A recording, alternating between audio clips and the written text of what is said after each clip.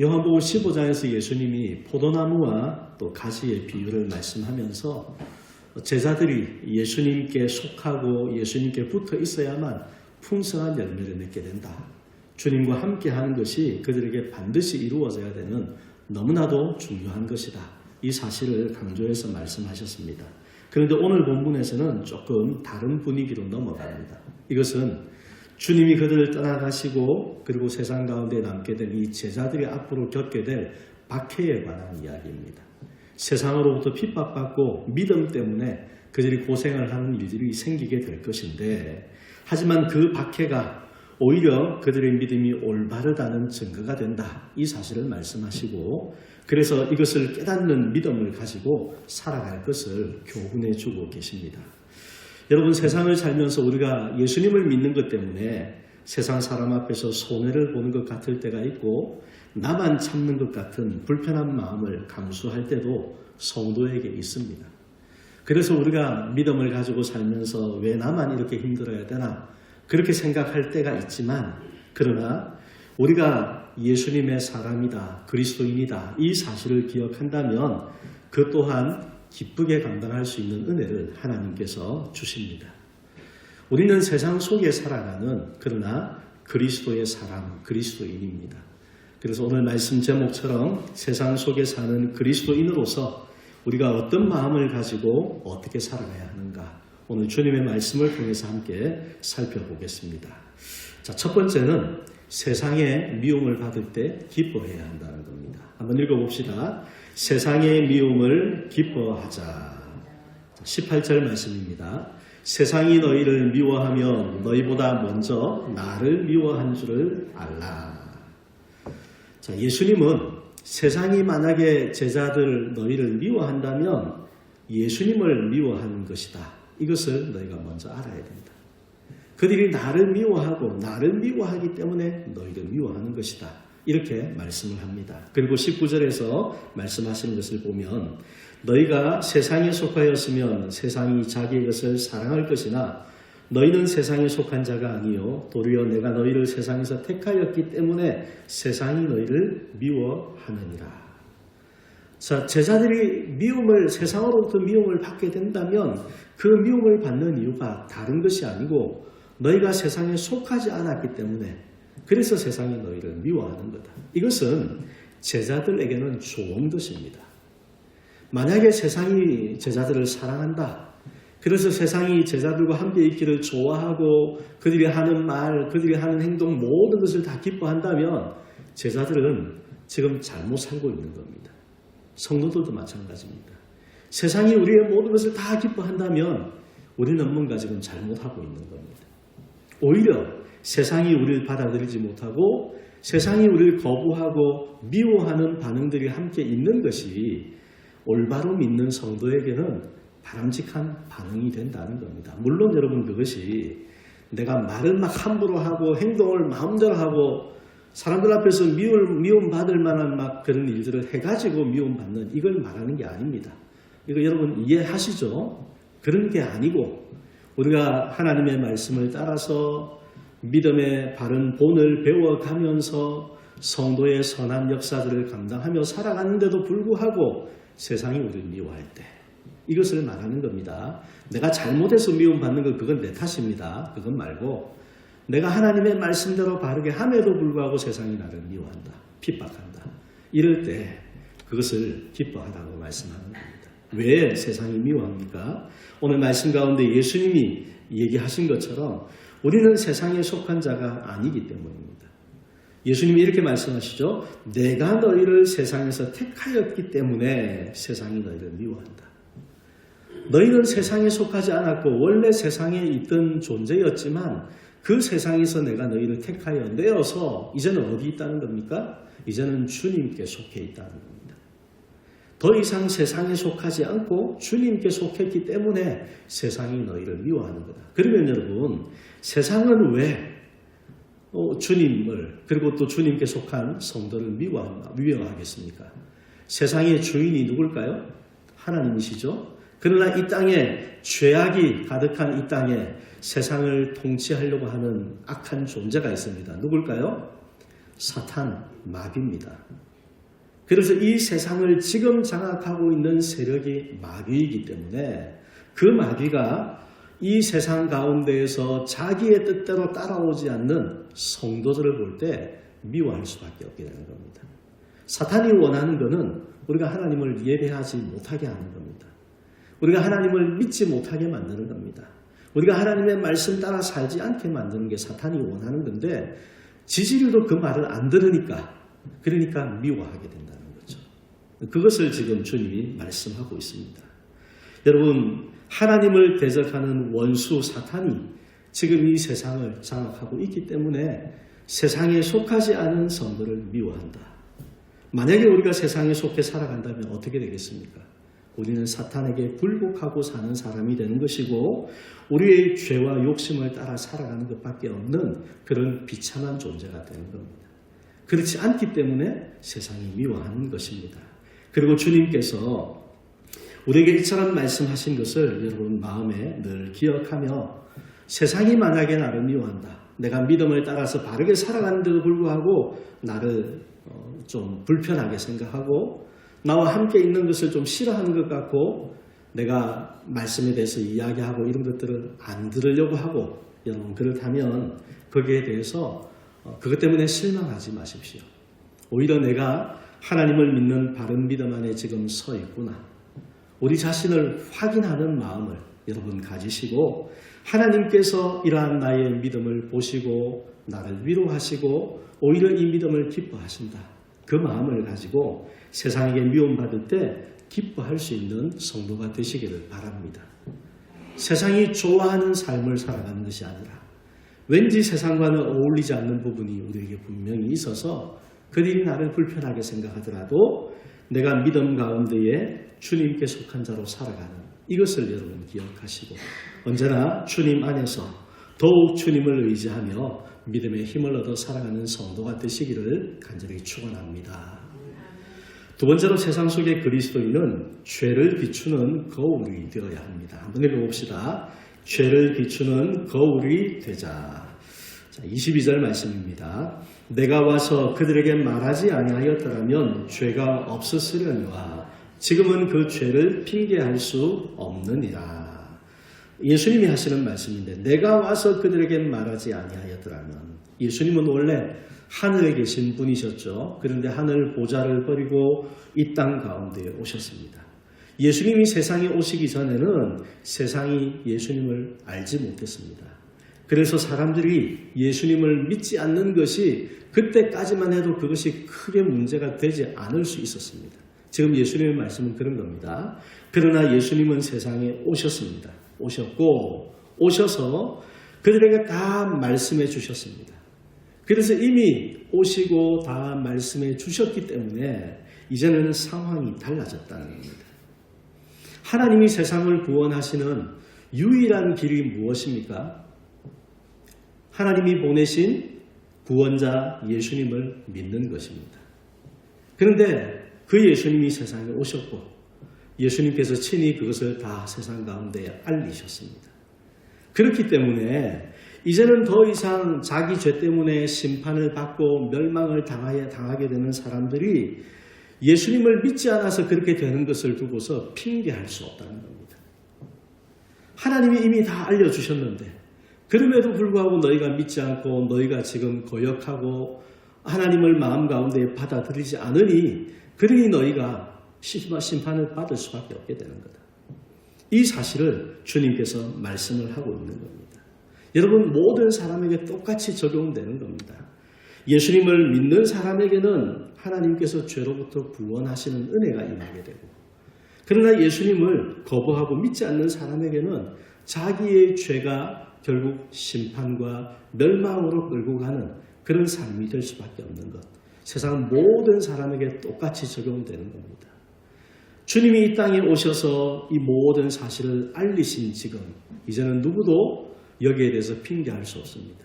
믿지 않는 것에 대해서 자기의 죄에 대해서 핑계할 수 없는 그런 사실을 말씀을 하고 있는데 우리 요한복음 3장 19절 20절에 보면 예수님이 세상에 오신 것을 이렇게 설명을 해줍니다. 한번 읽어봅시다.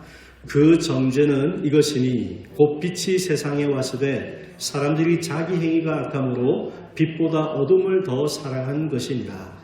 악을 행하는 자마다 빛을 미워하여 빛으로 오지 아니하나니 이는 그 행위가 드러날까 함이요.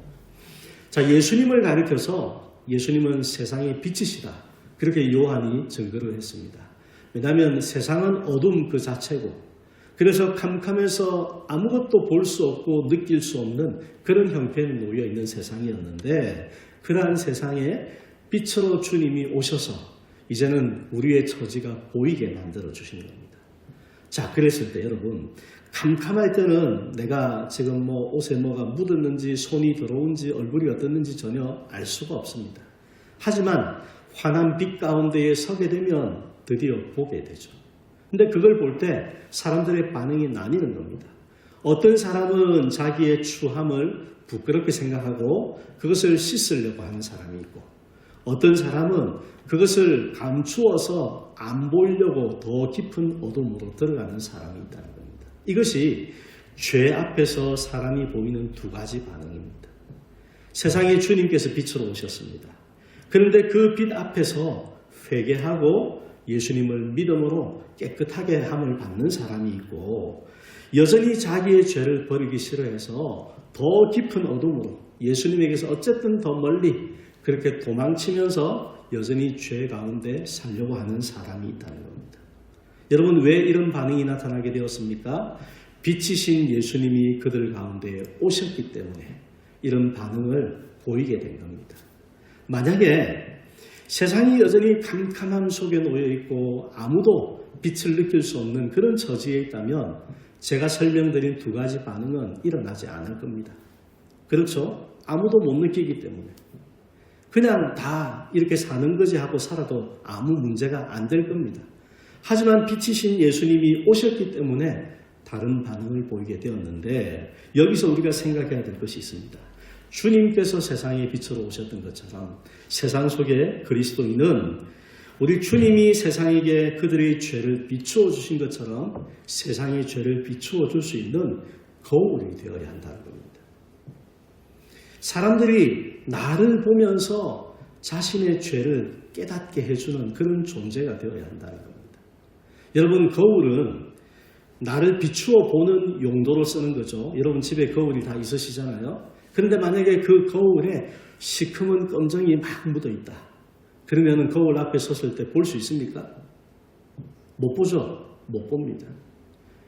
무슨 얘기를 하냐면, 우리가 세상의 죄를 비추어주는 거울이 될 수 있으려면 우리가 깨끗해져야 된다는 겁니다.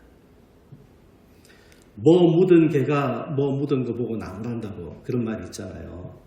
내가 제대로 안 하면서 다른 사람한테 뭐라고 말하면 그 사람이 내 말을 들을 리가 없죠. 그렇지 않습니까? 내가 그가 보기에도 뭔가 좀 자기하고는 다르고, 이 사람은 참 마음이 선한 마음인 것 같아 보이고, 또 행하는 것이 참 좋은 모습으로 그렇게 인정을 할 때 그런 사람이 하는 말을, 그런 사람의 행동을 보면서 뭔가 느끼는 게 있죠. 나하고 똑같거나 아이고 나보다 더 심하네, 그럴 것 같으면 성도의 삶이 세상에게 무슨 영향이 있겠습니까? 아무런 도움을 줄 수 없는 겁니다. 여러분, 예수님께서 빛으로 세상 가운데 오셔서 행하신 것처럼 세상 속의 그리스도인은 세상의 죄를 비추어 보여줄 수 있는 거울이 되어야 합니다. 오늘 저와 여러분이 그와 같은 사람으로 주님의 부르심을 받았다. 여러분, 이 사실을 기억하며 살아가시기를 바랍니다. 그럼 어떻게 해야 될까요? 우리가 깨끗해져야 되는데 어떻게 하면 깨끗해질 수 있습니까? 성경에 말하는 거룩함을 가져야 되는데, 거룩함이라는 것은 다른 것이 아닙니다. 우리 가운데 빛으로 임하신 주님 앞에 우리가 더 가까이 나가면 됩니다.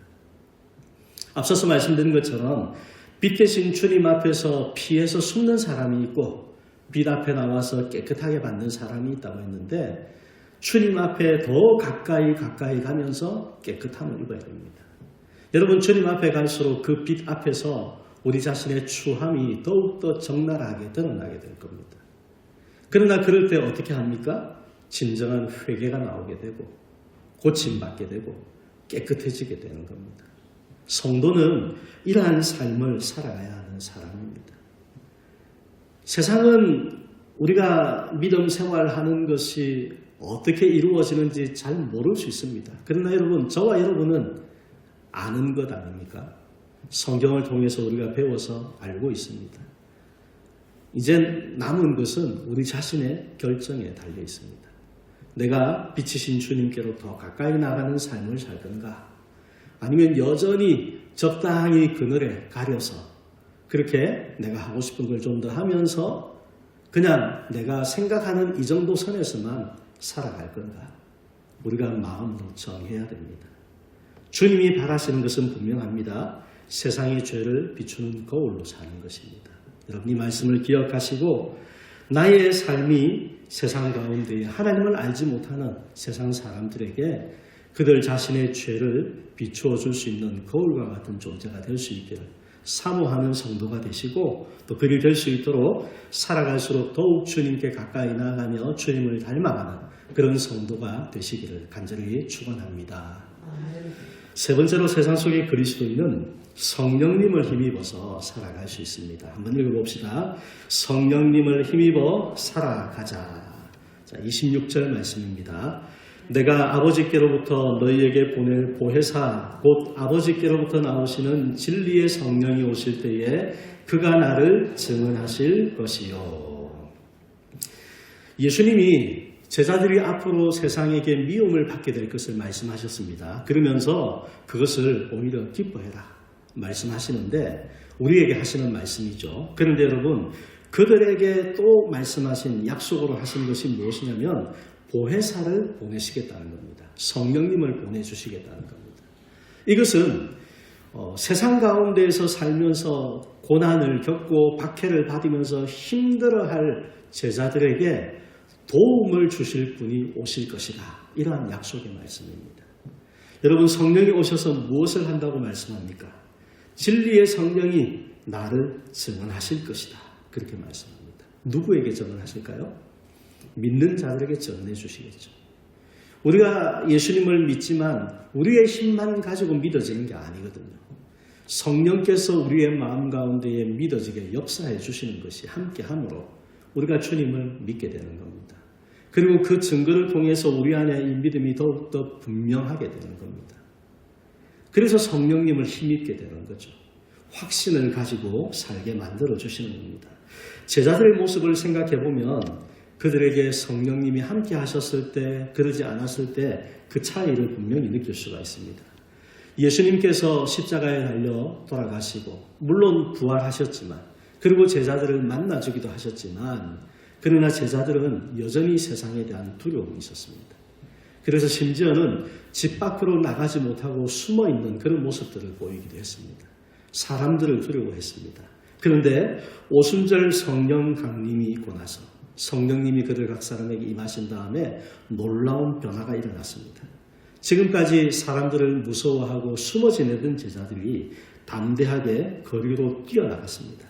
그리고는 그들 앞에서 말하기를 예수가 하나님이 이 세상의 구원을 위해 보내신 하나님의 메시아, 하나님의 아들이시고 그가 우리의 죄 때문에 죽임당하셨는데 하나님이 그를 다시 살리셨다. 복음이죠. 이 복음을 그들이 이전에는 두려워하던 그 사람들 앞에 담대하게 외치면서 증거했습니다. 어떻게 이 일이 가능했습니까? 성령님이 그들 가운데 임하시고 성령께서 그들에게 확신을 주시고 힘이 되어주셨기 때문입니다. 자, 예수님이 27절에 이렇게 말씀하십니다. 한번 읽어봅시다. 너희도 처음부터 나와 함께 있었으므로 증언하느니라. 자, 우리 개정 성경에는 증언하느니라 그렇게 되어 있지만 세 번역 성경을 보면 증언할 것이라 이렇게 말씀하고 있습니다. 그래서 지금까지 예수님과 함께하고 또 앞으로 성령께서 오셔서 그 가운데에 그와 같이 증거해 주심으로 너희도 마땅히 나를 증거하는 자가 되어야 한다. 이렇게 말씀하시는 것으로 볼 수가 있습니다. 제자들에게 말씀하신 것은 오늘 성도인 우리에게도 주시는 말씀입니다. 우리가 주님께 속한 사람이라면 우리는 주님을 증거하는 사람이라는 겁니다. 성령께서 하시는 것처럼 주님에 관해서 증거하는 사람이 되어야 하는데 그런데 우리의 힘만으로 할 수가 없죠. 자, 사도행전 1장 8절 말씀을 함께 읽어보겠습니다. 오직 성령이 너희에게 임하시면 너희가 권능을 받고 예루살렘과 온 유대와 사마리아와 땅끝까지 이르러 내 증인이 되리라 하시니라. 아멘. 오직 성령이 너희에게 임하시면, 성령이 임해야 됩니다. 임하시면 성령님을 통해서 우리가 권능을 입고 그럴 때 주님의 증인이 되는 삶을 살아간다는 겁니다. 여러분, 우리가 성령의 충만함을 받으면 어떻게 되겠습니까? 기쁨으로 하나님을 찬송하고 뜨겁게 기도하고 하나님을 예배하고 하나님의 말씀에 즐겁게 순종하고 세상 가운데에 나가서 주님을 전하게 되겠죠. 성령께서 함께 하시는 증거로 그런 역사들이 나타나게 되는 겁니다. 그러나 여러분, 성령의 충만함을 누구에게 주십니까? 사모하는 사람에게 주십니다.